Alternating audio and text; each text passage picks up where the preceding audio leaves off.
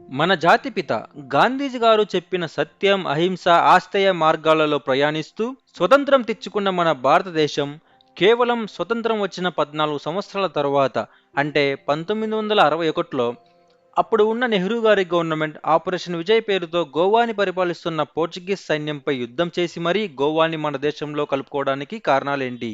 ఒకవైపు భారతదేశాన్ని మొత్తం బ్రిటిష్ వాళ్ళు పరిపాలిస్తుంటే వాళ్ళ కళ్ళల్లో పడకుండా వాళ్ళ చేతికి చిక్కకుండా పోర్చుగీస్ వాళ్ళు గోవాని ఎలా పరిపాలించగలిగారు? వాళ్ళకి ఎవరు సపోర్ట్ చేశారు? ఆపరేషన్ విజయ్ సమయంలో అమెరికా అండ్ బ్రిటిష్ పాత్ర ఏంటి? వాళ్ళు ఎవరికి సపోర్ట్ చేశారు? 1947లో మనకి స్వతంత్రం వస్తే సుమారు 1961లో ఆపరేషన్ విజయ్ ద్వారా గోవా ఇండియాకు దక్కింది. కానీ 1987లో మాత్రమే ఒక సెపరేట్ స్టేట్గా గుర్తింపు పొందింది. 1961 నుంచి 1987 మధ్య కాలంలో అసలు ఏం జరిగింది? ఆపరేషన్ విజయ్కి పర్మిషన్ ఇచ్చిన నెహ్రూ గారు తర్వాత ఎందుకు పక్షాత్తపడ్డారు? ఈ యుద్ధానికి పర్మిషన్ ఇవ్వకుండా ఉండాల్సిందని ఎందుకు ఫీల్ అయ్యారు? 1961కి ముందు గోవా పరిస్థితి ఎలా ఉండేది? 1961 నుంచి 1987 మధ్యకాలంలో గోవా పరిస్థితి ఎలా ఉండేది? 1987కి తర్వాత గోవా పరిస్థితి ఎలా ఉంది? ఇప్పుడు మనం మెయిన్ మ్యాటర్లోకి వెళ్తే గోవా ప్రాంతాన్ని చరిత్రలో చాలామంది పరిపాలించారు. మౌర్యులు, శాతవాహనులు, బాదామి చాళుక్యులు, సిల్హారా వంశస్థులు, దక్కన్ నవాబులు, ఢిల్లీ సుల్తానులు, విజయనగర రాజు మొదటి హరిహర రాయలు ఇలా. కానీ మన కథ 1469 నుంచి స్టార్ట్ అవుతుంది. 1469లో ఈ గోవా రాజ్యాన్ని బహమని సుల్తానులు కైవసం చేసుకున్నారు. అప్పటి నుంచి ఈ బహమని సుల్తానులు గోవా రాజ్యాన్ని పరిపాలిస్తూ వస్తున్నారు. మనందరికీ తెలుసు ఇండియాకి సముద్రపు మార్గాన్ని కనిపెట్టింది వాస్కోడగామా అని. ఈ వాస్కోడగామా 1498లో మొట్టమొదటిసారిగా కేరళలోని కోజికోడ్లో అడుగు పెట్టి ఆ తర్వాత గోవాకి వచ్చి సెటిల్ అయిపోతాడు. ఈ వాస్కోడగామా పోర్చుగీస్ దేశానికి సంబంధించిన వాడు. వాడితో పాటు వచ్చిన కొంతమంది వ్యాపారులు, ఆ తర్వాత వచ్చిన ఇంకా కొంతమంది పోర్చుగీస్ వ్యాపారులు గోవాలో సెటిల్ అయిపోయి అక్కడి నుంచి ఇండియన్ స్పైసెస్, సుగంధ ద్రవ్యాలు తక్కువ రేట్స్కి కొని సముద్రపు మార్గాన గోవా నుంచి పోర్చుగీస్కి వెళ్ళి పోర్చుగీస్లో ఎక్కువ లాభానికి అమ్ముకుంటూ వ్యాపారం మొదలుపెట్టారు. ఊరికే అలా గోవా రాజ్యంలో సుగంధ ద్రవ్యాలు కొని పోర్చుగీస్లో అమ్మలేరు. గోవా నుంచి సుగంధ ద్రవ్యాలు తీసుకెళ్లాలంటే అక్కడ రాజ్యాన్ని పరిపాలిస్తున్న బహమని సుల్తాను ట్యాక్స్ కట్టాలి. బహమని సుల్తానులకు ట్యాక్స్ కట్టడం ఇష్టం లేని పోర్చుగీస్ వ్యాపారులు అక్కడ దగ్గరలో ఉండే తిమ్మయ్య అనే స్థానిక రాజు దగ్గరికి వెళ్ళి, తిమ్మయ్య రాజు గారు, మీరు చాలా గొప్పవారు, మీ అంతటి వారు ఈ బహమని సుల్తానుల కింద ఉండటం ఏంటి? మీరు బహమని సుల్తానులను ఓడించి రాజ్యాన్ని గెలిచి పరిపాలించండి.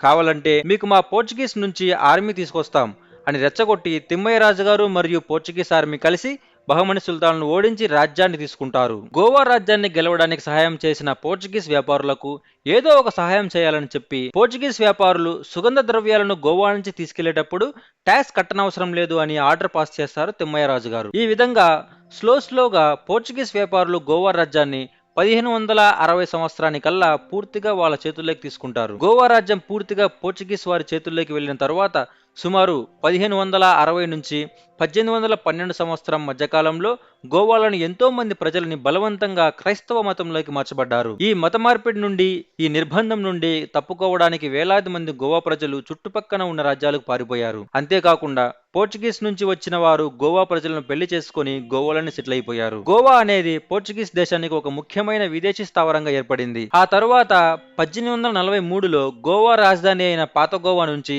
పనాజీకి మార్చారు. మనం సత్యం, అహింస, ఆస్తేయ మార్గంలో నడుస్తూ 1947 ఆగస్టు 15న స్వతంత్రం తెచ్చుకున్నాం.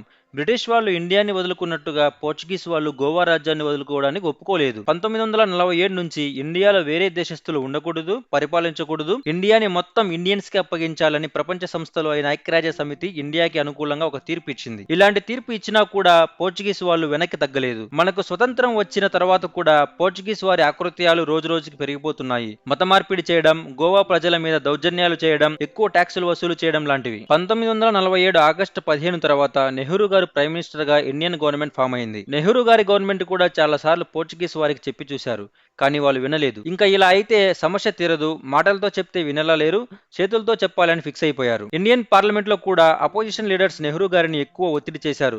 త్వరగా గోవాని మన దేశంలో కలపండి, సైనిక చర్య తీసుకోండి అని ఒత్తిడి చేశారు. ఉన్నపలంగా సైనిక చర్య తీసుకుంటే ఐక్యరాజ్య సమితి పెట్టిన రూల్స్ బ్రేక్ చేసినట్టు అవుతుంది, దానితో పాటు బయట ఉండే దేశాలు కూడా మనం తప్పు చేశామంటారు అని నెహ్రూ గారు ఆవేదనకు గురయ్యారు. కానీ 1961 నవంబర్ 24వ తేదీన గోవాలోని అంజాదేవ్ ద్వీప సమీపంలో పోర్చుగీస్ ఆర్మీకి భారత పౌరులకి జరిగిన ఒక ఘర్షణలో ఒక భారత పౌరుడు చనిపోతాడు. ఈ ఘర్షణ వార్తలు మరియు ఒక భారత పౌరుడు చనిపోయిన వార్తలు తీసుకొని అందరూ నెహ్రూ గారి దగ్గరకు వెళ్లి, నెహ్రూ గారు, మన గోవా ప్రజలు చాలా ఇబ్బందులు పడుతున్నారు, పోర్చుగీస్ వారి చేతిలో ప్రాణాలు కోల్పోతున్నారు, ఇకనైనా ఆర్మీని తీసుకొని యుద్ధం చేసి గోవాని రక్షించండి, ఇండియాలో కలపండి అని చెప్తారు. ఇంకా నెహ్రూ గారు చేసేది ఏమీ లేక గోవాలో ఉండే పోర్చుగీస్ సైన్యంపై యుద్ధానికి పర్మిషన్ ఇచ్చి ఒక కండిషన్ పెడతారు. మన దగ్గర ఉండే త్రిదళాలు Indian army, Indian air force, Indian navy అందరూ కలిసి గోవాని చుట్టుముట్టండి, కానీ నేను చెప్పే వరకు ఎలాంటి కాల్పులు మొదలు పెట్టకూడదని చెప్తారు. మన త్రిదళాలు ఆర్మీ, ఎయిర్ ఫోర్స్, నేవీ అందరూ కలిసి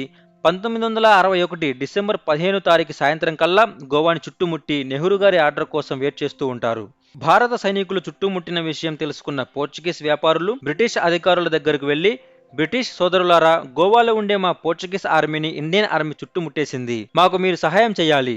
1386 విండర్స్ ఒప్పందం ప్రకారం మన ఇద్దరం ఒకరికి ఒకరు సహాయం చేసుకోవాలి, మీరు మాకు బ్రిటిష్ ఆర్మీని పంపించి ఇండియన్ ఆర్మీతో యుద్ధం చేయడానికి సహాయం చేయండి అని రిక్వెస్ట్ చేస్తారు. 1947లో ఇండియా నుంచి వెళ్లిన బ్రిటిష్ వాళ్ళు 1961 వచ్చేసరికి ఇండియాతో మంచి సంబంధాలు ఏర్పరచుకుంటూ ఉంటారు. ఇప్పుడు సడన్ గా పోర్చుగీస్ కి హెల్ప్ చేస్తే ఇండియాతో సంబంధాలు తెగిపోతాయి. అలా అని పోర్చుగీస్ కి హెల్ప్ చేయకపోతే 1386 విండర్స్ ఒప్పందాన్ని ఉల్లంఘించినట్టు అవుతుంది అని ఒక దైలమాలో పడిపోయింది బ్రిటిష్ గవర్నమెంట్. సర్లే ఏదో ఒకటి చూద్దామని చెప్పి పోర్చుగీస్ వారికి నచ్చజెప్పి పంపించేస్తారు. సేమ్ అలాగే అమెరికా దగ్గరికి వెళ్లి సహాయం చేయమని అడుగుతారు. అమెరికా వాళ్ళు కూడా సేమ్ బ్రిటిష్ అధికారుల్లాగా దైలమాలో పడిపోతారు. ఐక్యరాజ్య సమితి ఆల్రెడీ ఒక ఆర్డర్ పాస్ చేసింది, ఇండియాలో వేరే దేశంతో వెళ్లి పరిపాలించకూడదని. ఇప్పుడు అమెరికా వాళ్ళు పోర్చుగీస్ వారికి హెల్ప్ చేస్తే ఐక్యరాజ్య సమితి ఆర్డర్ బ్రేక్ చేసినట్టు అవుతుంది.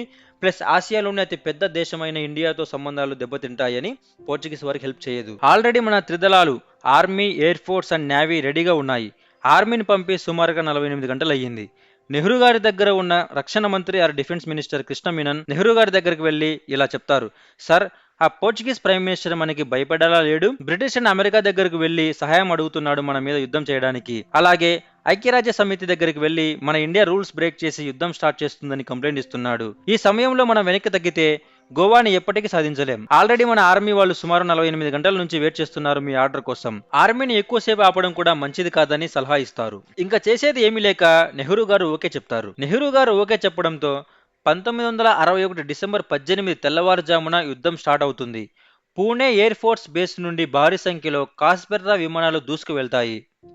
వాటికి తోడుగా సంబ్రా ఎయిర్ ఫోర్స్ బేస్ నుండి హంటర్ విమానాలు కూడా గోవా వైపు దూసుకువచ్చి పోర్చుగీస్ ఆర్మీకి సంబంధించిన బాంబోలింలోని ఒక కమ్యూనికేషన్ హబ్ ను వేగంగా ధ్వంసం చేశాయి. మరోవైపు లెఫ్టినెంట్ జనరల్ సగత్ సింగ్ నేతృత్వంలో 50వ పారా బ్రిగేడ్ ఈశాన్యం నుంచి మరియు 43, 48వ బ్రిగేడులు తూర్పు నుంచి గోవాలో ఉండే పోర్చుగీస్ ఆర్మీ మీద అటాక్ చేస్తాయి. అంతేకాకుండా మన ఇండియన్ నేవీకి సంబంధించిన INS Beas and INS Betwa యుద్ధ నౌకలు కూడా తనదైన శైలిలో భారీగా యుద్ధం చేస్తాయి. ఈ విధంగా సుమారు 36 గంటల సుదీర్ఘ యుద్ధం తర్వాత పోర్చుగీస్ ఆర్మీ లొంగిపోయింది. అప్పటికే ఇండియన్ ఆర్మీ తరపున 2 ఆఫీసర్స్తో సహా 22 మంది చనిపోయారు, 54 మంది గాయపడ్డారు. పోర్చుగీస్ తరపున కూడా మొత్తం 30 మంది సైనికులు చనిపోయారు, 57 మంది గాయపడ్డారు. సుమారు 3000 మంది పోర్చుగీస్ సైనికులను యుద్ధ ఖైదీలుగా ఇండియన్ ఆర్మీ పట్టుకుంది. ఈ విధంగా యుద్ధం ముగిసింది. గోవా మన ఇండియాలో భాగమైపోయింది. కానీ పూర్తి స్థాయిలో గోవా మన చేతికి రాలేదు. ఏదో ఒక విధంగా యుద్ధం తర్వాత కూడా గోవాలో ఉండే పోర్చుగీస్ వాళ్ళు ప్రాబ్లమ్స్ సృష్టించేవాళ్ళు. ఆ తర్వాత ఇండియన్ గవర్నమెంట్ బాగా ఆలోచించి గోవాని సెపరేట్ స్టేట్ చేసి లోకల్ పీపుల్స్ చేతికి ఇవ్వలేక యూనియన్ టెరిటరీ చేసింది. యూనియన్ టెరిటరీ చేయడం వలన గోవాలో సెపరేట్ గా ఎలక్షన్స్ జరుగుతాయి అండ్ సెపరేట్ సీఎం ఉంటాడు, మంత్రులు ఉంటారు. కానీ మెయిన్ గా ఉండే police, law and order ministry, land and revenue ministry, national security and defence ministry, public services and administration ministry and external affairs ministry, ఈ శాఖల మినిస్ట్రీస్ అన్ని సెంట్రల్ గవర్నమెంట్ చేతిలో ఉంటాయి. మిగతావన్నీ గోవా స్టేట్ లో ఉండే లోకల్ గవర్నమెంట్ చేతిలో ఉంటాయి. ఇలాగా 1961 నుంచి 1987 వరకు గోవా యూనియన్ టెరిటరీగా ఉండేది. ఆ తర్వాత పోర్చుగీస్ వాళ్ళు పూర్తిగా వాళ్ళ దేశానికి వెళ్ళిపోయాక 1987లో పూర్తి స్థాయి స్టేట్ గా ఆర్డర్ పాస్ చేశారు.